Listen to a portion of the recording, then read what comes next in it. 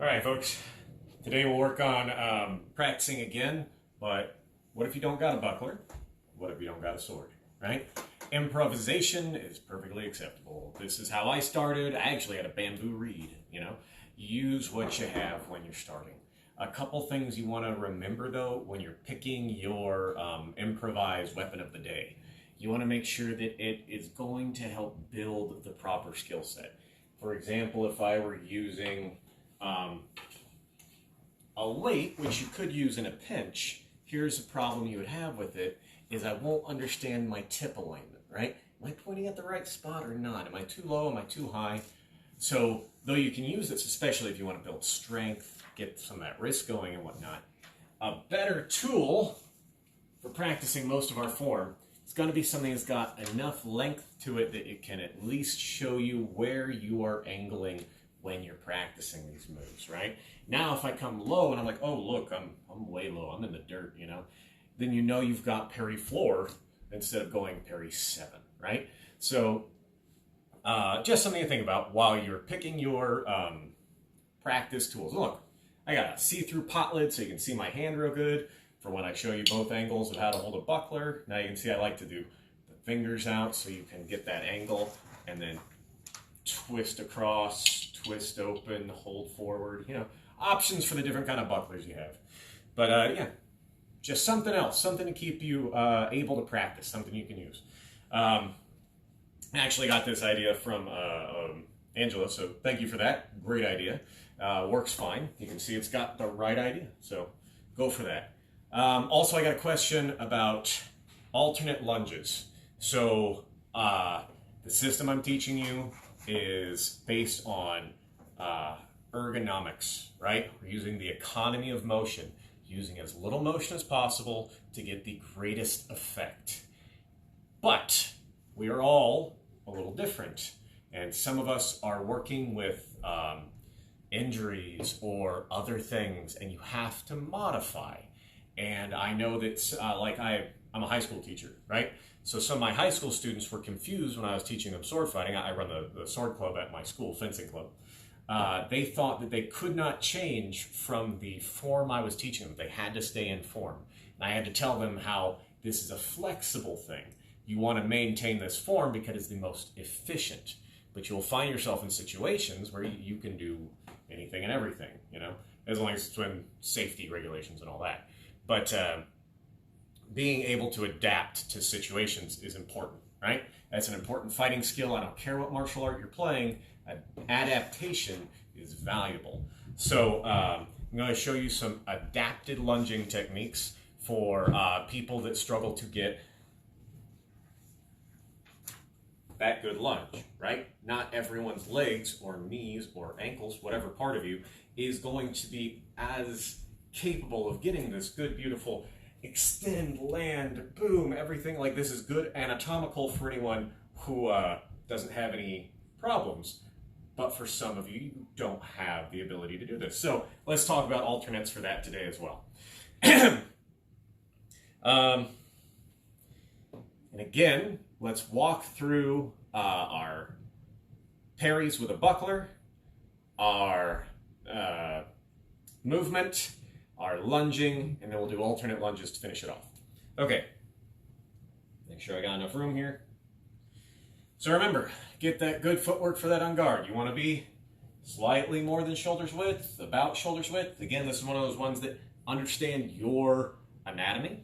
Make sure that you're comfortably bent though. Straight legs are not good for a mobile art, right? So you want to have your legs bent. At least this is a very shallow one. But from here, I can still keep my feet under me and my balance and move. If I straighten my legs, now I have to shift my center to try to help me move fast. You don't want to do that. That's going to slow you down. It's going to get you stuck, okay? So always have bent knees is my recommendation. Now, from our good on guard, off arm in front, right? Don't let this thing fall behind. And again, now you can see my arm real good, I hope. Straight arm, never back here. And again, don't hyperextend, that's not the idea. just straight. Got it? Get it in front of you. Sword in your on guard, whatever on guard you use, right? If it's in my high guard, I can put my buckler wherever. If it's in my low guard, I always put it about here so I can get to my next place good. On guard, let's get our feet warmed up. Advance, advance, advance, and I'm hitting the couch. So let's go back, retreat, retreat, retreat, advance, advance, retreat, retreat. I got room. Retreat, retreat, cross forward, cross back, lunge, extend, lunge. Bring that buckler with you. Don't forget it, right? Some people come here for this. It's fine. I like the punch block, like I said. Recover with the parry first. Remember our points, right? Lead with the edge. Step back when you parry. Extend, lunge, parry, recover, sense of touch. Use your sense of touch for how you play. And again, like we did with the dagger, important with the buckler. If I parry someone, or if I'm using my buckler to guard a certain angle, and I realize I don't feel their blade hit when I thought I would catch them, switching to my next angle to guard. Same concept. Rolls over with a buckler too. Okay, sorry. Back to warm up. On guard. Advance, advance, retreat, retreat, lunge. Let's try and make it one motion. Ready? Extend, lunge, parry, recover. Got it? Advance, advance, right oblique, lunge, recover. Left oblique, back on center. Ready? Retreat, retreat, advance, advance, advance, cross back, lunge. Ooh, didn't like that lunge. Recover. Again, lunge. That was better. Recover. Okay. Got our footworks, got our lunging. Let's walk through our parries. On guard. Now, remember when we practice our parries, we're going to add that step back to build that good habit. On guard.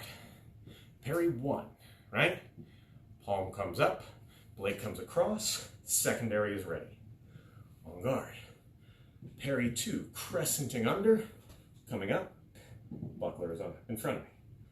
On guard. I'm going to step forward so I have enough room. Parry 3, crescenting just inside of my hip. I make a wall on my outside. Boom, bring my buckler centered, ready. With that step back. On guard.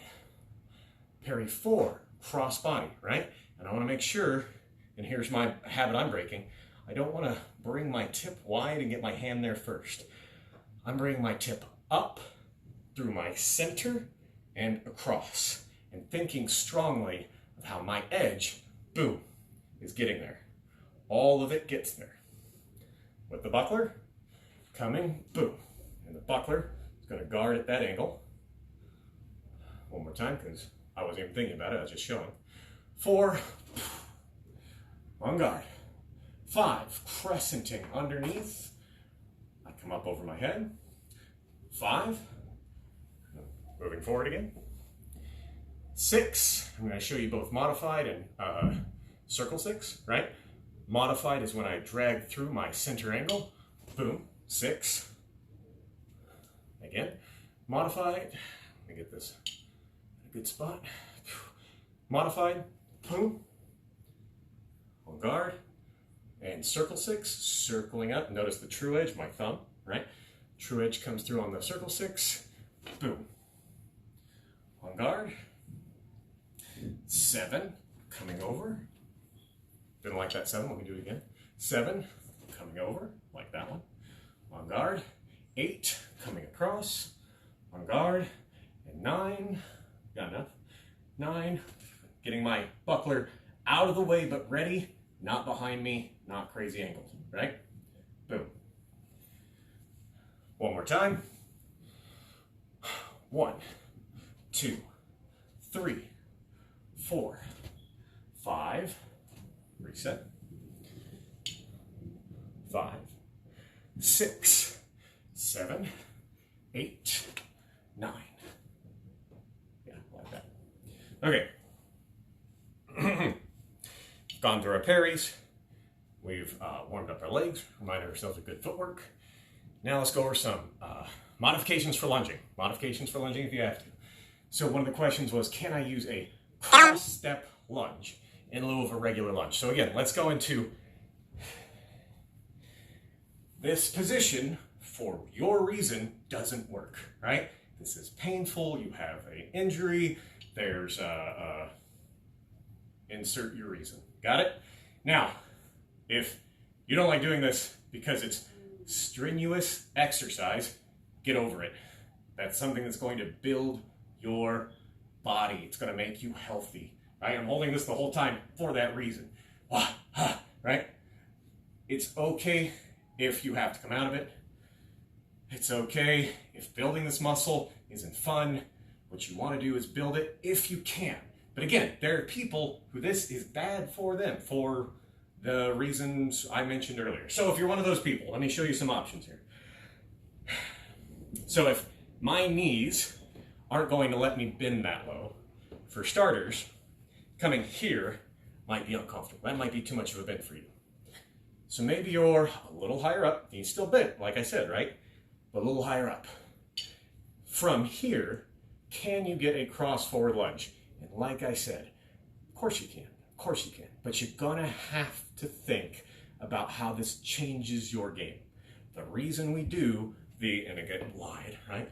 The reason we do the extend lunge is because it is fast, it is efficient, and it abuses the mechanics of humans. See how we have two eyes mounted on front? Because we have predator eyes. We focus in on whatever we're chasing, hunting, etc. We have predator vision. We catch that extra movement, that peripheral movement real good.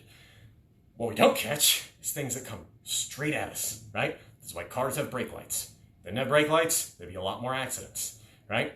So we need, if something's coming straight at us with no additional movement, it's very difficult for us to see it. That's why we lunge the way we do, or why I lunge the way I do, I should say.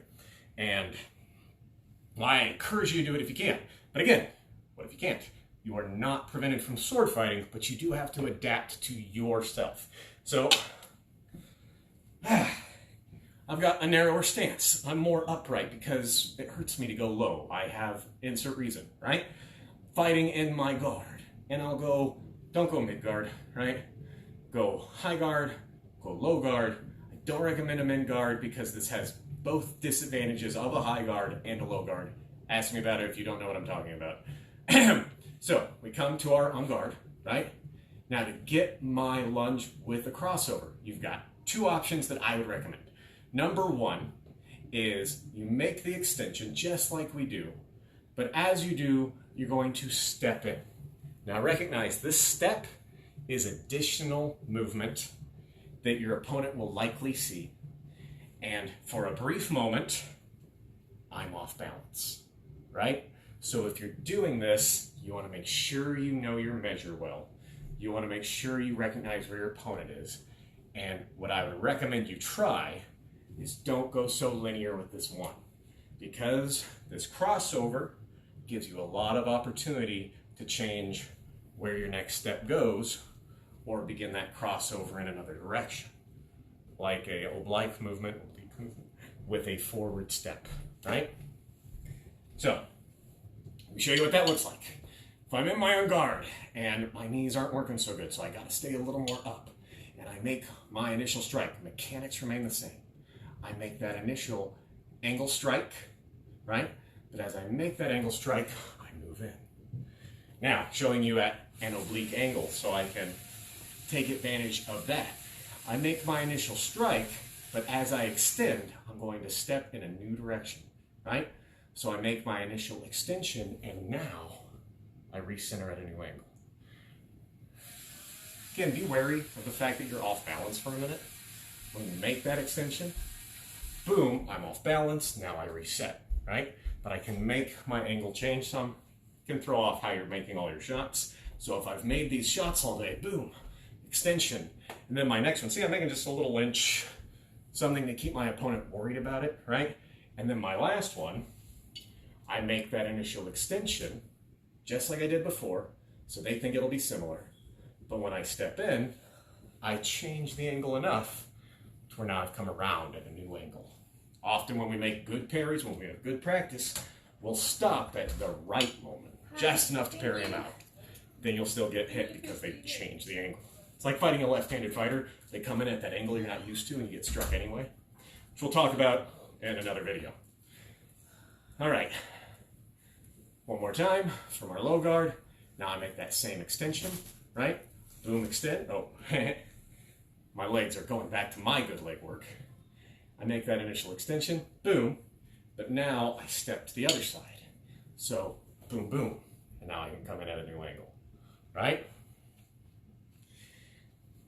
Do you always have to extend first? No. We do this as a good habit to build that ergonomic motion, but you can always change that up too. If I've built that good pattern, boom, a boom, and then I come in and I stop, my opponent comes to the parry, I turn and step and thrust, right? Now I'm in like a demi-lunge. I barely am in lunging at all, but I got them to move their blade, and then I came in at a separate angle to make that strike. Adaptation, being able to change how you do it. I'm just giving you how do I make a swift, straight shot? Because you want to know how to get a swift, straight shot, right? This is a bread and butter move. Everything else is adaptation. We change as we go, but get your bread and butter down. All right, other option for cross-step lunging is we fight in repose. I'm not a fan of this, but it has advantages, okay? So here's how it goes. Repose is when you go weak side forward, strong side back.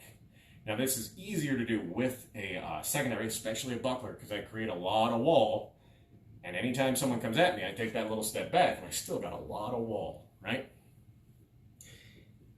If you want to make a sneaky lunge from here, it can easily be done. And here's how you do it. If I'm in my wall, right? And again, my sword is going to maintain some good sword work, but I want it a little behind my buckler. I'm going to be relying on this secondary for this particular moment. Let me get my feet closer than I'm used to, right? So I'm here. And again, best way to do this is make those strikes, because now I've built a pattern for my opponent. They believe they know my range, right? They know that my range is about there. See how that range goes? Now I'm going to change it up. When I've built that thing and now I want to hit my opponent, and I have a pretty good understanding of how they've been reacting to my lunges, I can make a step through lunge. Now I extended my sword late, so let me do that again. Same mechanics, right? I'm in my, man, it's hard to keep my footwork like this. I'm in that different style, but I'm going to use the same mechanic, right? Extend, step forward. Now again, let me do it from the side. I'm up. I begin with that same mechanic, angle extend, right? Angle extend, step in. Now look how much distance I've covered. That's a significant change from where I was hitting. So often, that is an effective way to mess with your opponent's understanding of your range. Gives you that opportunity to make those shots. So try these other things, right? I'm giving you foundational work. The style element, that's where you come in. You can change how you want to do your style, but don't forget why I emphasize these foundational techniques, why I'm telling you something's bread and butter, right? These are effective things that can be applied in different situations. Oh, yeah, one more. So again, if I'm fighting with my narrower stance from here, and I'm making my lunges, right? And I want to make that extra deep one, that cross forward lunge, just so you see it from the angle. And I'm here and I make that same extend. I can make that extend step forward.